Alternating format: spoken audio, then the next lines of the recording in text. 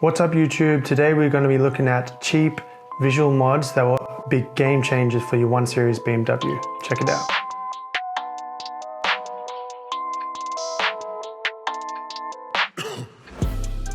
So you would have seen in our little montage before that we've got 3 parts that we're going to be checking out today. We've got the kidney grills, we've got the mirrors, and we've also got the side indicators.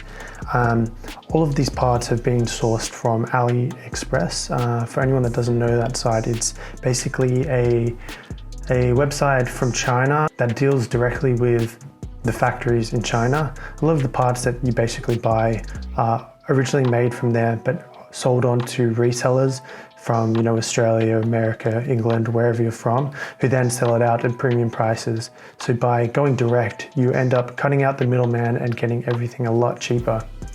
So going through the parts, we've got the kidney grills here. So you can see I've gone for a gloss black in the M2 style. That means it's got the double fins closer together.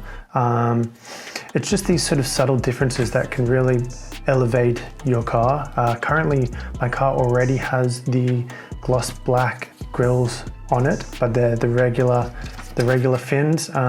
So there's not going to be as big a difference by me putting this on, but if you have the original chrome surround style, changing to gloss black as a whole is a massive difference. But if you've got the choice, I think these M2 style are the way to go. So again, with the mirrors, it's another quite subtle part. Basically, it's a mirror cap, so they are hollow on the back. You're not replacing the entire mirror assembly. You're just sort of adding these on top of the mirror assembly, which basically adds on this little extra bit that comes in towards the car. If you check out any of the M-style cars, you will see that they've got this built in, and whilst it's very subtle, only car enthusiasts will really notice it. It does help with the aggressiveness of the car. Whilst I'm not one for pretending to have an M with M badges or anything like that, I think these subtle increases do add to the sportiness of your car and are absolutely fine to add on if that's your preference. So the third part that we've got is the side indicators. This is more so relevant for cars that have black paint. The stock side indicators are a white plastic and really stand out on the side. I wasn't a big fan of them, and they just sort of stick out like a sore thumb. So I've gone for these LED style side indicators. They are quite sort of orange, so we're gonna have to have a look and see how they suit the car, but we'll give these a little peel here. It's always very satisfying. Yeah, it's pretty clean, pretty nice. You can see all the LED squares inside there. It's just got some, looks like some double-sided tape on the back, as well as the connection to connect to your electronics. So we'll give these an install.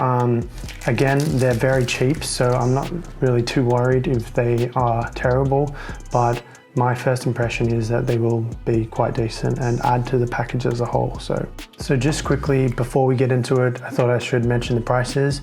This is all about cheap parts, so price is very important. The side indicators, they cost $15 US, so that was about 20 Australian dollars. The front grills, they were 20 US dollars, which equates to about 28-30 Australian. And then the most expensive were the mirrors. Still for a great price, they were 50 US dollars, which translates to about 70 Australian. So work that out for your own currencies, but definitely much cheaper than if you go for anything official or anything aftermarket performance brand. So highly recommend AliExpress. I can put some links in the description below and check it out. Okay, so we're back in the basement. I'm going to start installing these parts. I'm going to start with the front grille, as I'm under the impression this is the most difficult, as you need to unscrew some of the front bumper and really reach in there. So get the hardest one done first and move on to the rest. All right, so first off, we need to be using a T30 connection to remove these 4 points. After that, we're going to be removing the weather strip. This allows us to access the grill, pull it up a little bit, and get behind to get those, get the tabs that are keeping this current one inside. So let's jump into it.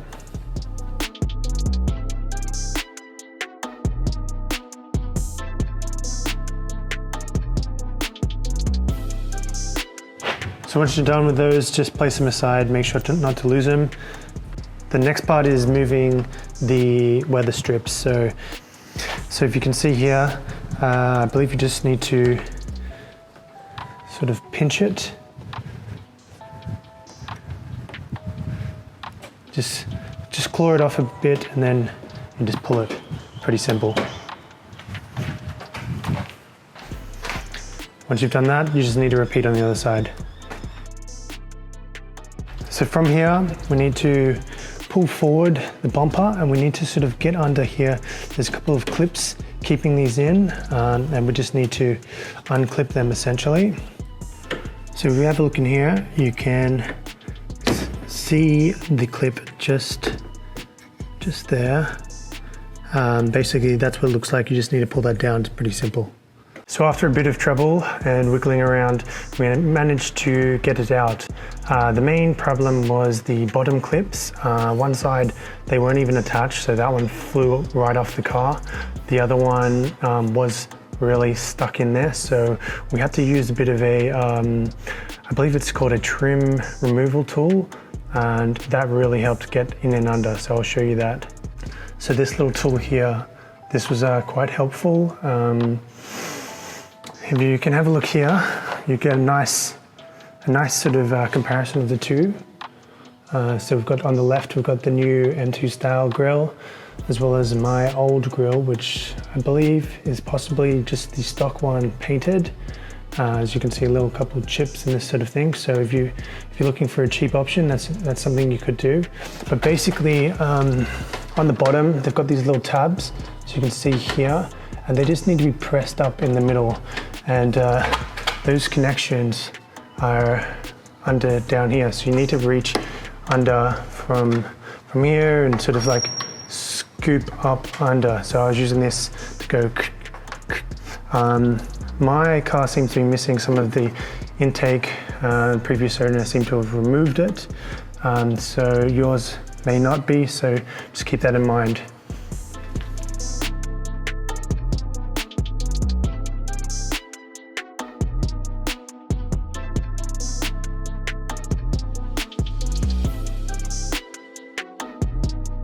So for this one, the trim removal tool is vital. You need one of these. You can buy these online for, I don't know, 10 bucks or something. You get a whole pack of different sizes, but you definitely need this.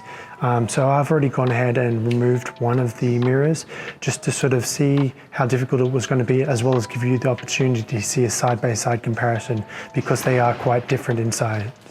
So looking here, you can see the two mirrors quite clearly. There's the slight, there's the ear, as you could say, on the top, which is the main difference. But you can also see there's quite a difference in the profile. One is quite a bit larger, which gives that sort of more aggressive feeling to it. Looking on the inside, you can tell they're pretty much the same. You know, one says Germany, one doesn't, basically, but the only difference is the depth from that profile. So the tabs are slightly different, but look, for a plastic mirror cap, what's the point in paying a couple $100? So using the pry tool, we're just going to get in and under and snap out all the tabs.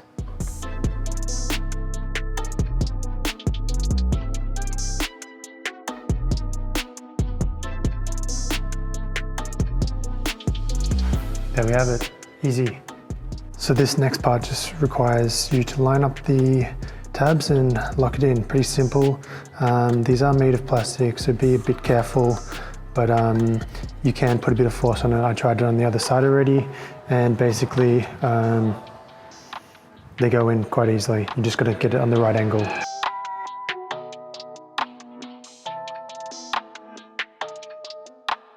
Okay, cool. So for this next part, we're going to be installing these side indicators. I'm sorry about the sound. There is a bunch of other people in the basement now, but we're just going to work through it. Cheers. So again, we're going to be using the trim removal tool. This one's been pretty helpful, so I definitely recommend investing in one. Just gotta get in and under. There's a bit of sticky glue on the side of these, so just sort of cut that off and we'll remove it.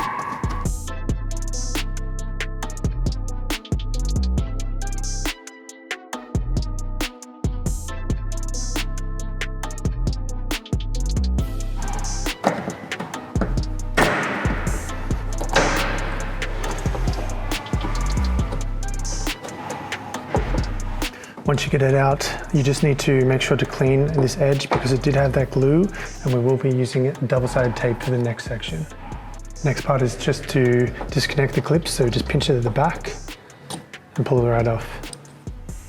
So with this part, it is important to keep this white part, as on the new ones, you need to connect in to this center bit. So you just need to sort of unhook this clip here and rotate. As it is quite fragile, I'm just using a little baby Allen key, and I've been putting it up in here to sort of get the clip out and then rotate like that. So then just pull it out. As we're not going to be reusing these bulbs, you then just pull the bulb out and insert the new connection into this section here. So on the new ones, as I mentioned, you have the section facing this way, so the white part needs to face towards the metal clip. Just insert in like a USB basically. Basically, neither side works and then suddenly it works, same as all USBs.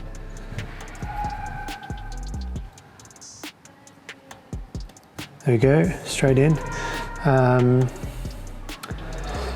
And then we just reconnect it up, peel off the tape and put it back on.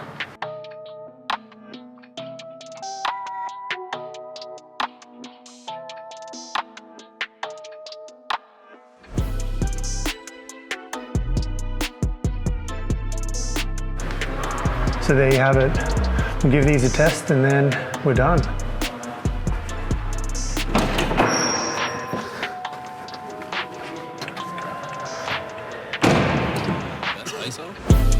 Rack it up, I got a bit of the bank to make me a safe house. Shake it up, she got her hands on her knees and she bringing the cake out. Smoke it up, I got some gas, some packs, I'm up in the greenhouse. Ball it up, I'm with the gang, we taking shots off the rebound.